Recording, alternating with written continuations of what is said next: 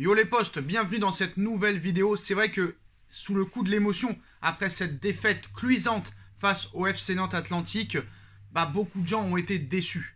Surtout après cette victoire face au Real Madrid, 1-0 dans les dernières secondes. Quand tu bats le Real, quand il y a un match en Ligue des Champions et que tu bats cette grosse équipe, après tu as envie de voir ce genre de match tout le temps. Et malheureusement, ça n'est pas le cas avec le Paris Saint-Germain. Contre Nantes, on a vu certaines choses de certains joueurs qu'on voit depuis trop longtemps maintenant au Paris Saint-Germain. Donc, qu'est-ce qui va se passer dans les prochaines semaines? Comment va se passer ce match retour contre le Real Madrid? Le Real Madrid qui a repris de la confiance samedi soir contre contre Alaves, 3-0, avec Vinicius et Karim Benzema qui ont retrouvé le chemin du filet. Donc maintenant, du côté du Paris Saint-Germain, il va falloir se relever. Sauf que le problème, la Ligue 1 ne les intéresse pas.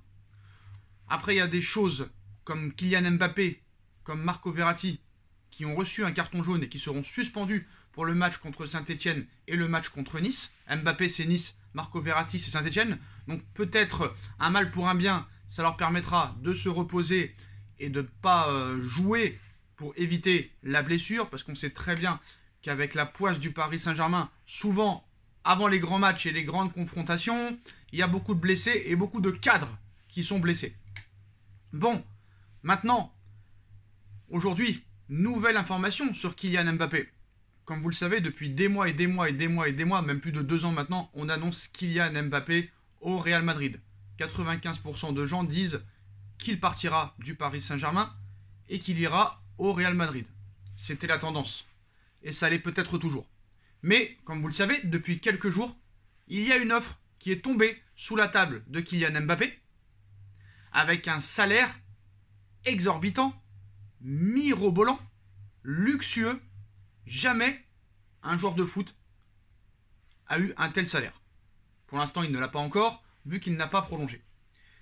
Et avant cette proposition, franchement, on était presque tous résignés, à part moi, même après le match contre Nantes, quand je vois un petit peu les regards de Mbappé envers Messi, envers Neymar, Messi et Neymar qui jouent que quand ils veulent, c'est-à-dire 5 ou 10 minutes dans le match, qui veulent tirer que les coups francs ou les pénaltys, alors que lui, Mbappé, même quand l'équipe est en difficulté, il essaye de continuer à dribbler, à percuter, à frapper, à essayer de marquer, à faire des passes.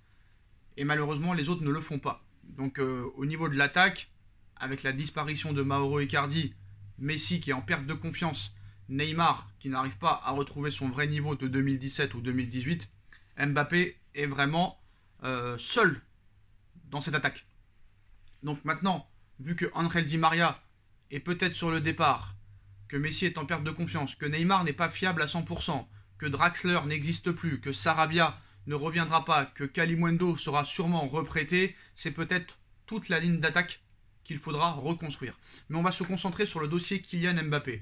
J'ai donné mon avis après le match contre Nantes, où je me suis dit que vu le comportement de Neymar et Messi, qui je pense a très peu de chances de changer sur la régularité et sur le long terme, Mbappé, ça peut encore lui donner envie de quitter encore plus le Paris Saint-Germain.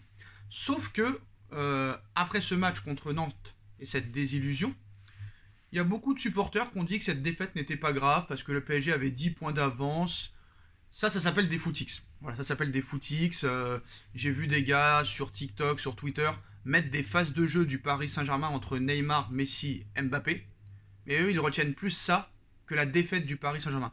Quand tu es un vrai supporter, et c'est ce qui s'est passé à Nantes à la fin du match, où tous les joueurs, malgré la défaite 3-1, sont allés applaudir les supporters, ce sont eux les vrais supporters, ce sont nous les vrais supporters, qui sont toujours nerveux avant un match, et qui sont très énervés après une défaite, même quand on a 10 points d'avance.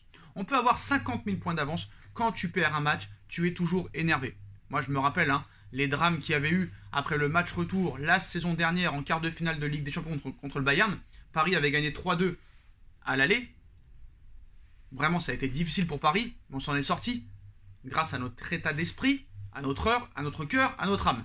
Et au match retour, on fait un match exceptionnel où on doit gagner 5-6-0 avec un Neymar exceptionnel mais qui ne marque pas de but, mais on perd 1-0. Mais malgré la qualification, oui, on est content, on passe en demi.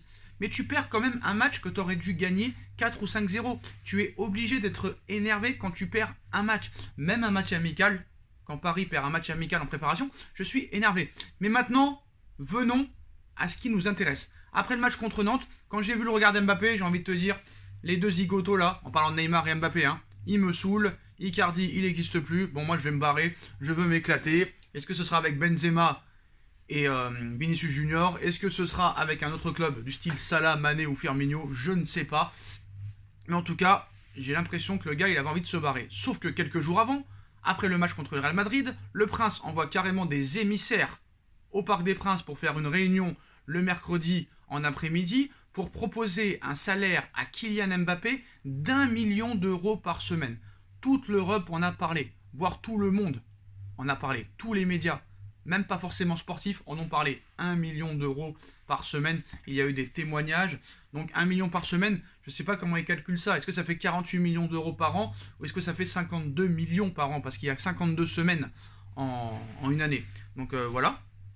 Donc maintenant, cette proposition, très clairement, elle change tout aux yeux de Kylian. Parce que même si Kylian, son rêve, c'est d'aller jouer au Real Madrid un jour, Mbappé est obligé d'avoir une réflexion. Pourquoi? Parce que Mbappé vient d'avoir seulement 23 ans. Mbappé est déjà champion du monde. Mbappé a déjà presque tout gagné avec le Paris Saint-Germain. Si le PSG avait gagné cette Ligue des Champions en 2020, Mbappé aurait déjà tout gagné en France. Et aurait déjà gagné la Ligue des Champions avec Paris. Et la Coupe du Monde. Donc là, si jamais il nous gagne la Ligue des Champions cette année, on l'espère, ou l'année prochaine, s'il reste, ou avec un autre club, et qu'en plus il gagne l'Euro en 2024, et en plus de la Coupe du Monde, là je peux te dire que le palmarès il est quand même incroyable. Mais revenons-en à nos moutons. Donc l'offre du Paris Saint-Germain, c'est 1 million d'euros par semaine, une prolongation de 2 ans avec une en option. Quand tu vois que le Real te propose 25 millions par an, et que le PSG t'en propose 50, tu dois quand même réfléchir. Parce que tu sais que Messi peut-être est sur la fin. Tu sais que Neymar n'est pas fiable. Tu sais qu'Icardi n'existe plus. Tu sais que Draxler n'est plus un joueur de football. Tu es le prince du parc. Tu es le prince de la France. Et en plus de ça, Emmanuel Macron, président de la République, contacte Mbappé et lui demande aussi de prolonger son contrat. Après, on sait pourquoi il fait ça. C'est pour son intérêt, pour son image, pour les JO 2024 à Paris. Macron veut en faire très clairement un symbole de la France, surtout que, on va dire que les relations entre la France et le Qatar se portent très très bien. Donc c'est dans tout l'intérêt de Macron que Mbappé reste. S'ils veulent faire de Mbappé la Légion d'honneur, ils le feront. Maintenant, c'est très simple. C'est que Paris, eux, ce qu'ils veulent, c'est l'avoir pendant la Coupe du Monde 2022. Parce que le Qatar ne pense qu'à ça. Voilà, promotionnel, publicité, sponsoring, merchandising, oseille, fric, flouze, billets verts. Maintenant, les informations du jour. Alors, 1 million d'euros par semaine. C'était une information independent il y a quelques jours. Mais maintenant, les nouvelles informations d'aujourd'hui sont un peu plus précises. Et tu as l'impression que maintenant que tout est possible. C'est-à-dire qu'il y a encore quelques heures, on pensait que Mbappé était madrilène à 95%. Mais c'est vrai que cette offre a tout changé. Et c'est vrai que le match retour contre le Real Madrid va tout changer. Parce que c'est sûr que s'il y a en plus qualification pour les quarts de finale contre Madrid, en plus de ça, qui pourrait être son futur club, en plus du salaire proposé, qui est énormissime et mirobolant, et peut-être irrefusable, là on peut se poser des questions. Maintenant, il y a 2 informations aujourd'hui de Time Sport. La première, c'est que selon le Time Sport, Kylian Mbappé a été prévenu que son rêve de jouer pour le Real Madrid resterait à jamais inachevé. S'il revenait sur son accord informel avec le Real Madrid pour rester au Paris Saint-Germain, il reviendrait à la charge dans 1 an ou 2. Ça, c'est le Real Madrid qui le dit. Donc, je vous répète, selon le Time Sport, Kylian Mbappé a été prévenu que son rêve de jouer pour le Real resterait à jamais inachevé s'il revenait sur son accord informel pour rejoindre le club cet été. Parce qu'apparemment, il y aurait un accord informel entre le Paris Saint-Germain, enfin entre Kylian Mbappé et le Real Madrid. C'est-à-dire que Pérez, en gros, lui dit bon, tu veux rester encore à Paris 1 an ou 2, tu peux rester, signe 2 ans, et nous on revient dans 2 ans te prendre, t'auras que 25 ans, c'est pas grave. Comme ça, lui, ça lui permet de prendre Erling Haaland, et va savoir si ça lui plairait pas plus. Et toujours selon le Time Sport, cet avertissement adressé à Kylian Mbappé fait suite à la dernière tentative du Paris Saint-Germain pour le prolonger avec une offre de nouveaux contrats à court terme qui dépasse de très très loin les conditions financières proposées du côté du Real Madrid à Mbappé. C'est-à-dire que ce que propose le Real Madrid à Mbappé, bah, tout simplement, le Paris Saint-Germain propose le double. Donc je pense que réellement, si le PSG se qualifie, et on l'espère tous, face au Real Madrid, je pense qu'il y aura quand même des chances que Mbappé prolonge.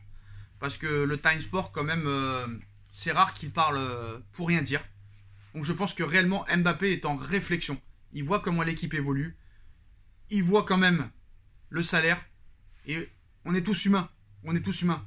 Beaucoup de personnes disent que Mbappé, l'argent ne l'intéresse pas. Tout le monde s'intéresse à l'argent. Il n'y a personne qui ne s'intéresse pas à l'argent. Tout le monde aime l'argent. Je pense qu'on aime même plus l'argent que nous-mêmes. C'est pour dire, l'argent est numéro 1 au classement de tout le monde. Donc, mettez-vous à la place de Kylian Mbappé. Le mec, son rêve, c'est de jouer au Real Madrid. D'accord, mais il joue au Paris Saint-Germain, où il est le patron de l'équipe, la star de l'équipe. Le mec, il est en fin de contrat. D'accord, je vais aller au Real. Mais là, on me propose 50 millions d'euros par an. Plus jamais, peut-être dans ma carrière, on me proposera 50 millions d'euros par an. Surtout que Pérez, lui, au pire, peut-être qu'il augmentera de 5 millions, mais pas plus. Si c'est un contrat de 6 ans en plus, il touchera toujours 25 ou 30 millions pendant 6 ans au Real Madrid. D'accord, il aura des primes de but, il aura des primes de victoire. Mais là, ce que lui propose le Paris Saint-Germain, c'est d'être le roi de Paris, le roi de France et le roi du monde. Surtout quand l'État en fait une affaire d'État, c'est incroyable. Et moi, je pense que réellement, Mbappé est en pleine réflexion. Moi, je pense que je ne suis pas dans la tête d'Mbappé, mais il doit se dire, attends, l'autre, il est vieillissant, l'autre, il joue un match sur 4, l'autre, il ne joue plus du tout, l'autre, il va partir, je vais être la star de l'équipe, je peux battre le record de buts d'Edinson Cavani, je peux remporter la première Ligue des Champions du club, je suis en fin de contrat, certes, mais il me propose un contrat d'1 million d'euros par semaine avec seulement 2 ans de prolongation, ce qui me permettrait de partir peut-être l'année prochaine s'ils me vendent, ou dans 2 ans, encore libre, et cette fois je partirai libre définitivement en 2024. J'ai envie de te dire que tout le monde serait content. Honnêtement, ça pourrait permettre en 2 ans de garder Mbappé, et pendant ce temps-là, si on fait enfin du bon travail, bah, de remplacer Di Maria, de remplacer Icardi, de reconstruire une équipe, de remplacer Messi, parce que dans 2 ans, Messi peut-être qu'il ne sera plus là. Et là, c'est la bonne stratégie. Si je serais directeur sportif, ou président, ou le propriétaire du Paris Saint-Germain, c'est comme ça que je penserais, c'est comme ça que je ferais. Mais je pense qu'ils feront tout pour trouver un accord avec Mbappé. Donc est-ce que Mbappé va prolonger? Réponse dans quelques semaines, je pense. On est proche du dénouement. Voilà les postos, dites-moi en commentaire ce que vous en pensez. On like, on partage, on commente, on s'abonne. Et on se retrouve très vite pour une nouvelle vidéo les postos. Tchuss.